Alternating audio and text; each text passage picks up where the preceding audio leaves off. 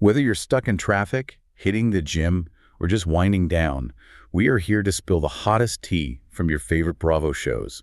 From the wildest reunions to the quietest social media unfollows, we cover it all. So welcome back to Reality TV Podcasts and Clips. Subscribe if you haven't yet. Let's get into it on 3, 2, 1. We're doing a really deep dive today because, honestly, the drama that's happening off the screen right now is, I think, completely eclipsing anything we've actually seen on television recently. Oh, without a doubt. It feels like the real show is happening on social media and in, legal filings and documentaries. Exactly. We've got this massive casting situation brewing in Orange County that has some pretty big implications for Beverly Hills. And then in Salt Lake City, it's intense. We have these really complicated admissions about the personal cost of being on these shows. And alongside that, some incredibly serious claims being made in a new documentary. And we're going to wrap all that up by looking at the corporate strategy, the real nuts and bolts of who's making the cut for the Real Housewives of Miami next season. So our mission here is really to pull out the critical intelligence from all these updates. Yeah, to connect the dots. Let's start with that West Coast casting carousel. It really feels like they're, trading in their oranges for diamonds. It's less of a carousel and more like a game of musical chairs, I think. And it feels like someone is about to be left standing without a seat. The focus here is, it's squarely on Heather Dubrow. Right. She posted something right at the start of the new year, a message that, it felt less like a simple New Year's resolution and a lot more like a negotiation tactic. Okay, so let's just unpack the strategy of that post. Yeah. Because this wasn't just some random Happy New Year message. Not at all. On New Year's Eve, she puts up this, seemingly innocent message, excited for what the new year may bring, which, fine, standard stuff. Right, very innocuous. We all post something like that. But then, right after the text, she added 3 diamond emojis. 3 of them. And that is so deliberate. It is not an accident. Absolutely not. For anyone who watches these shows, you know exactly what a diamond emoji means in this context. It's the symbol for the Real Housewives of Beverly Hills. It's their brand iconography. And then what happened next with her husband that just cemented that this was a deliberate tease. This was not a coincidence. So Dr. Terry Dubrow gets in the comments. He does. He comments immediately on his wife's post and he just writes, "Diamonds are forever." I mean, that's a direct, unmistakable nod, right? It's a commitment to the whole diamond concept. If Heather is looking for what the new year might bring, she is very, very strongly implying a move. A move away from the, let's say, the messy and complicated dynamics of Orange County. Yeah, and toward the, the polished, aspirational world of Beverly Hills. So the question then becomes, is this a real hint at a move? Or is it more of a power play? Is she trying to negotiate a better contract to stay in Orange County? Well, it definitely worked in terms of getting a reaction from the fans. What was the split in the response there? The reaction was profoundly split, which I think gives us a lot of insight into how her brand is currently perceived by the audience. So you have the pro-crossover camp. They were fully on board, welcoming her to RHOBH. We saw comments like, "Ooh, I'm excited for you and for RHOBH." Someone even suggested she should get the center diamond, right? Yeah. Meaning the lead role. Exactly.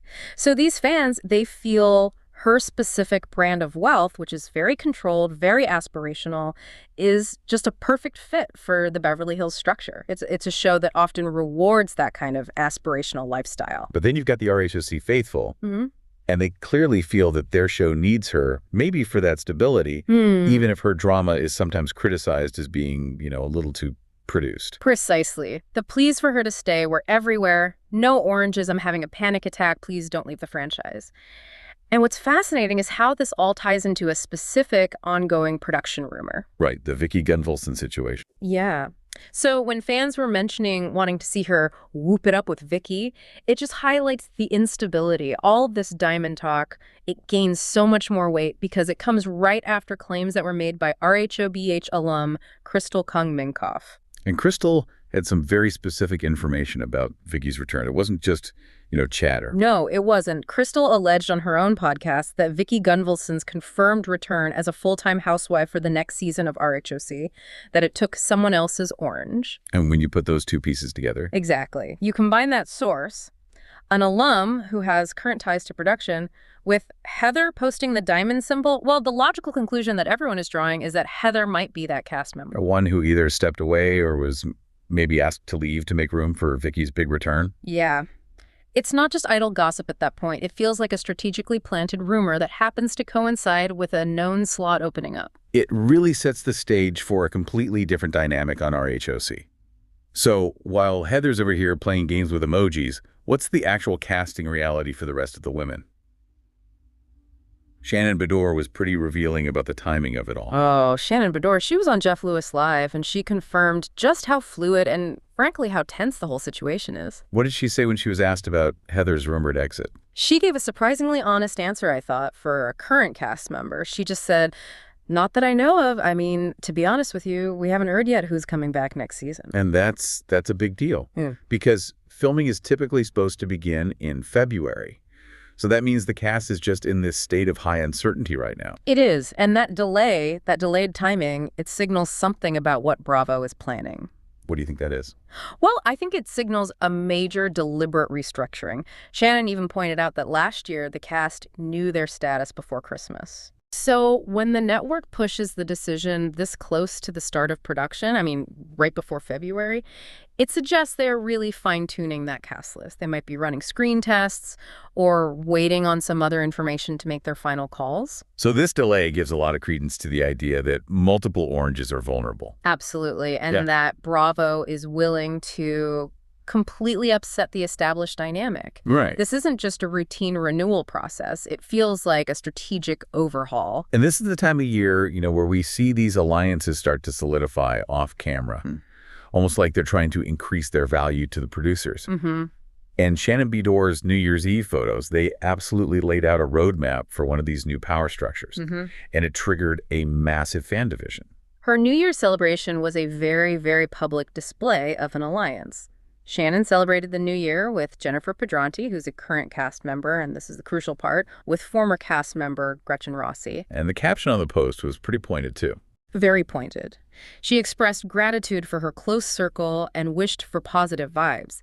It strongly implies that this trio sees themselves as a unit, a team, moving forward. This is pretty significant. It suggests a coalition of, like, the old guard, which is Shannon, with the new guard, Jennifer, and then bringing back this very controversial former element in Gretchen. Right, and the strategic implication of including Gretchen, who has a notoriously bad history with several cast members, especially Tamra Judge. Oh, yeah.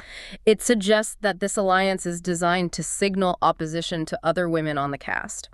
By calling this group her close circle, Shannon isn't just, having a fun night out. She's drawing a line in the sand. She's defining her support system for this very uncertain upcoming season. But the audience response made it really clear that while some people saw them as the best trio ever, a lot of people, maybe the majority, really struggled with Gretchen being there. The backlash against Gretchen's presence was immediate. It was strong.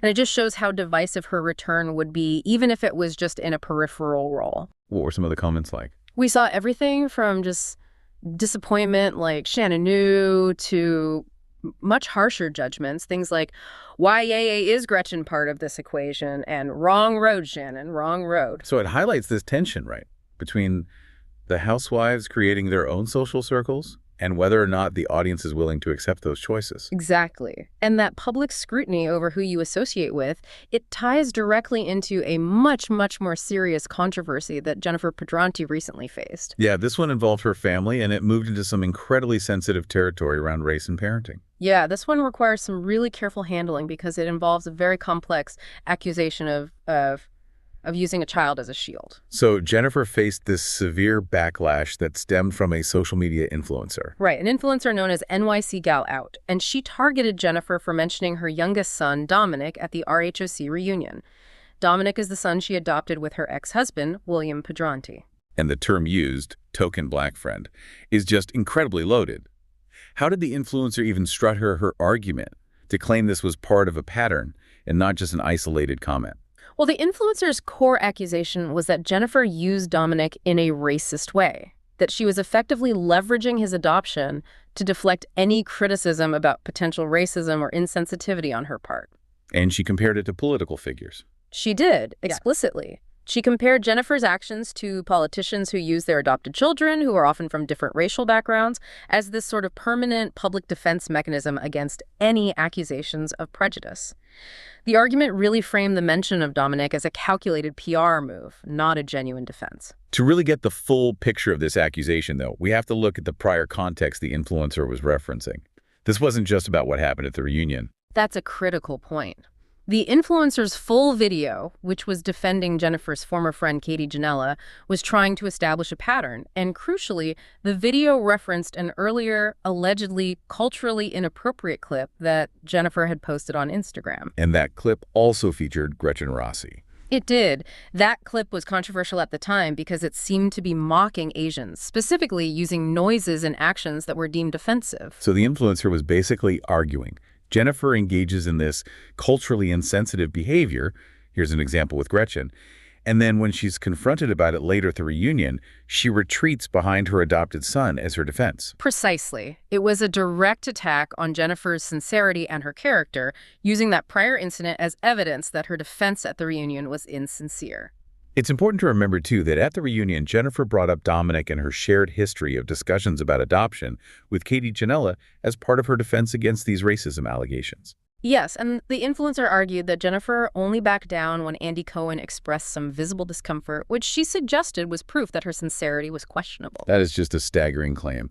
It crosses the line from standard reality TV criticism into questioning someone's motives with their own child. How did Jennifer react to this? Jennifer's defense was aggressive and visceral. It really demonstrated how deeply personal and painful the charge was for her. She went on her Instagram story and used really charged language to deny it. What did she say? She slammed the influencer as a sick piece of shit. She said, "Who is this sick piece of shit? You want to attack me? Go for it. You act like my son is my one black friend, you sick FCK. You and this kind of disgusting SHT is the problem with losers like you who have tiny platforms. Are you a mommy sick FCK? I sure hope not." And then she issued a very clear warning, right? About her son. A very clear line in the sand. She said, "Speak of my son as a token black friend, and you and I will have massive issues, FCK and loser." The intensity of that defense makes it really clear that, while she might be willing to take the personal heat that comes with the show, using her son in this narrative is just completely off limits for her. And this whole controversy, even though it's happening off screen, it will absolutely follow her into the casting decision process. It just reinforces this theme that the external drama is now dictating the internal politics of the show. We've seen the casting cost and the immense scrutiny in Orange County. Let's look now at the immense personal cost of fame in Salt Lake City, where the price of having your relationships on camera is literally fracturing Jared Osmond's family. Yeah, we're shifting now from casting strategy to relationship dynamics, which in Salt Lake City are just never simple. Jared Osmond recently spoke on the Vile Files, and he was trying to clarify the incredibly complicated, tumultuous on-again, off-again romance he has with Brittany Bateman. So what's their current status? And what is it about the connection that keeps pulling them back together despite all the instability? They are currently back together. They reunited just before Thanksgiving after a very specific breakup that happened on a river back in May. Okay. And Jared described Brittany as his best friend. He insisted that despite this chaotic perception we all have, there is a consistent closeness and kindness between us, and that they are never mean to each other. So he's focusing on this fundamental kindness, suggesting their connection is rooted in a deep friendship that's maybe trying to resist the reality TV drama. I think so. But that reality TV element is inescapable, isn't it? Especially because their relationship exists against the backdrop of these really complex, ongoing divorces for both of them. Yeah, that's got to be a huge factor. It fuels their instability. Jared noted that Brittany is 3 years into her divorce. He himself is 6 years into his separation. He said that while he's been officially divorced since 2022, the actual separation of assets and all that, it still hasn't been finalized. And he admitted it was hard on the families. He was very open about that. He said the situation is awful and hard on our children, really emphasizing the collateral damage. Which brings us to probably the most devastating consequence that Jared revealed, the direct impact of their televised relationship on his own personal family life. He was blunt about it. He stated that the exposure has caused a profound fracture within his immediate family. He admitted, "I have children that don't talk to me because I'm dating Brittany. They literally are not talking to me because of the show." Wow, I mean, that is a massive revelation. It confirms that for him, this show is not just entertainment. It is literally destroying his relationship with his children. The show's narrative is powerful enough to break those family bonds. It just raises the question then. If the relationship causes such a devastating personal cost, why the constant cycle? Why keep breaking up and reuniting? Brittany claimed they split something like 24 times. That number 24 times in 2.5 years, that is the ultimate marker of volatility. It's like a new dating ritual every month. Right. But Jared, he offered a crucial correction to that math. And more importantly, he offered a clarification on the cause of all those splits. So what was his version of the split count? And what does that distinction reveal about their dynamic? Well, he denied the specific number 24. He said, I can't say we've broken up that many times, but we've hit the pause button. Hit the pause button. Okay. He clarified that he only broke up with her once. And that distinction is key. He claims they frequently hit the pause button when Brittany got nervous, or, and this is significant, when she decided she didn't like the show. So it suggests that the pressure and the public scrutiny from the show are often like a third party in their relationship. Exactly. It's forcing Brittany to retreat temporarily. It's not necessarily the core relationship itself failing. It's more of an external crisis than an internal one, which makes their dynamic pretty unique among reality TV couples. That is a fascinating insight into how that pressure valve works for reality stars. Let's move from that high-stakes dating to another marriage that is perpetually under the Salt Lake City microscope, Meredith and Seth Marks. This is a marriage that just continues to attract rumors of infidelity no matter how many times Meredith denies them. And the latest allegation comes from Bronwyn Newport. And she relayed this story to Whitney Rose and Mary Cosby while they were on the cast trip to Greece. She did. Bronwyn claimed that she and her now estranged husband, Todd Bradley, saw Seth at an Italian restaurant in New York City. And he was with a woman. He was with a woman whom he reportedly claimed was an investor. An investor, of course. And Bronwyn suggested that the whole interaction just felt weird. She used the incident to imply that this consistent pattern of questionable behavior from Seth is why Meredith is always so defensive of their marriage on camera. An alleged sighting with a mysterious woman claimed to be an investor. I mean, it is a classic reality TV rumor structure, right? It absolutely is. And Meredith's response was immediate and remarkably specific. So she didn't just give a generic denial. No, she mobilized her defense instantly on social media. She issued a very detailed counterclaim that was designed to sound verifiable. She insisted there were no women with Seth, and she clarified, better yet, he was there with 4 men at a business dinner, and no investor and no women. And she even gave a specific, tangible name that, fans could potentially check. She did. She added, Ask Diego. Ask Diego. Naming a potential witness like that is a very calculated move. It goes beyond a simple denial, and it puts the burden of proof back on the accuser. It shows a real degree of frustration, I think, with this relentless narrative that surrounds Seth. And she doubled down on that later, didn't she? She did. When a podcaster later labeled the claim as just insinuation, Meredith replied, that's a kind way to put it, expressing her annoyance that Bronwyn chose to turn what she says was a benign business meeting into a televised rumor. So if we connect this to the bigger picture, why does this specific type of rumor persist so heavily around Seth? Especially considering Brittany Bateman also brought up his alleged infidelity earlier in the season. Well, it feeds into a central season-long pattern of vulnerability for Meredith.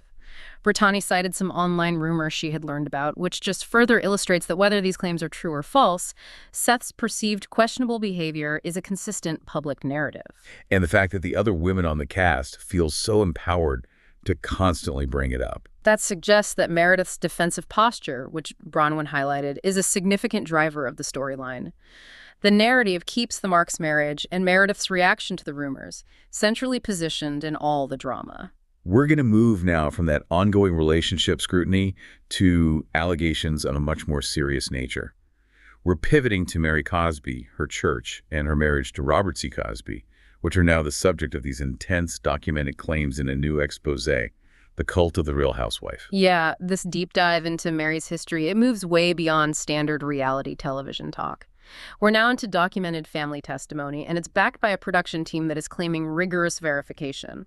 And the documentary focuses on the origin story of her very controversial marriage to her step-grandfather, Robert C. Cosby. Right. It all happens following the death of Mary's grandmother, Rosemary Mama Cosby, who was the founder of Faith Temple Pentecostal Church.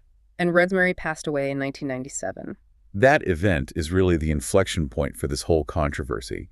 The family testimony in the documentary is crucial for establishing the timeline of how that relationship transitioned right after Mama Cosby's death. And the documentary uses Mary's own sister, Denise Jefferson Odinaka, as a key source. Denise recalled picking Mary up on the day of her grandmother's services. And Denise claimed that Mary was disfellowshipped at the time. That term is really critical within that specific church context. It means she had been removed from fellowship, implying she was out of favor with the church leadership at that time. And what was the narrative that the family presented in the documentary about Robert C. Cosby's intervention? Denise claimed that Robert C. Cosby, who was devastated by the loss of his wife, initiated a mission to revive her spiritually. And this context frames his subsequent actions. Which Denise alleges resulted in Mary being in his house where they were doing God knows what. It paints an extremely suggestive and, frankly, a dark picture of how the relationship began under the guise of spiritual guidance immediately following this devastating family loss. And other family members provided even more texture to this really uncomfortable post-funeral timeline. Yes, Kim Cosby, who is Dan Cosby's wife, she provided some insight into the emotional dynamic. She stressed that Robert was devastated, he had just lost the love of his life, and then Mary, his granddaughter, began consoling him. Okay. Kim alleged that Robert told the family that he and Mary went to dinner every single night and that she would make him talk about Mama because it supposedly helped him heal. This established the public narrative that the family was given to explain why the two were spending so much time together. So it was framed as a necessary healing process before the relationship then transitioned into a marriage. Exactly. And that narrative of healing and consolation, it eventually gave way to a very tangible, very visible sign that the relationship status was changing, the BMW. Right, the car. Denise Jefferson Odinaka highlighted just how random that gift was. She pointed out that Robert bought Mary a BMW. She emphasized the financial and personal disparity, noting that there are 25 grandchildren in the family, and none of them received a gift like that. She said something like, "I'm waiting for mine." Yeah, she said, "I'm right here, I'm waiting for mine." And this signaled to the rest of the family that Mary's relationship with Robert had transcended the bounds of just a spiritual or familial bond and had entered a different, much more preferential status. Denise also connected Mary's behavior to Robert during that time, suggesting a change in her lifestyle that happened at the same time as their developing closeness. She claimed that Mary was showing him a new way of living in Christianity, and she listed specific activities the rest of the family wasn't doing previously, mentioning like the drinking and stuff. So it suggests that beyond the financial gifts, there was a perceived behavioral shift in Mary, moving away from the strict tenets of their church community and into a more contemporary lifestyle. And the family associated that shift with her new proximity to Robert. Given the nature of these highly sensitive claims from family members who are clearly estranged, the veracity of the source material is paramount here. What does this documentary production team say about how rigorous their fact-checking was? And this is maybe the most significant element of this whole story. The documentary filmmakers proactively asserted that they followed journalistic ethics and that they required everything to be fact-checked, legally checked, double-sourced. That's a huge claim. Yeah. That really elevates the content from just, the kind of gossip that usually fuels reality television to potentially verified testimony. It does. And what does that commitment to double sourcing and fact-checking imply for you, the listener, when you're weighing these claims? Well, it implies that the producers felt the stakes were high enough to put serious resources behind verifying what the family was recollecting. Exactly. Julian Hobbs, one of the filmmakers, he stressed that they had external sources that didn't even make the final cut, but he felt confident that the material they did use, which was coming from Mary's sister and her cousin-in-law, was not just wild speculation about what's going on at Faith Temple. So that claim of rigorous production standards, it suggests the documentary team is prepared to defend the specific timeline and the allegations that the family made. About the initiation of that controversial marriage and the power dynamics within the church that followed. It permanently shifts the public discourse that surrounds Mary Cosby. That is a stark pivot in reality TV documentation.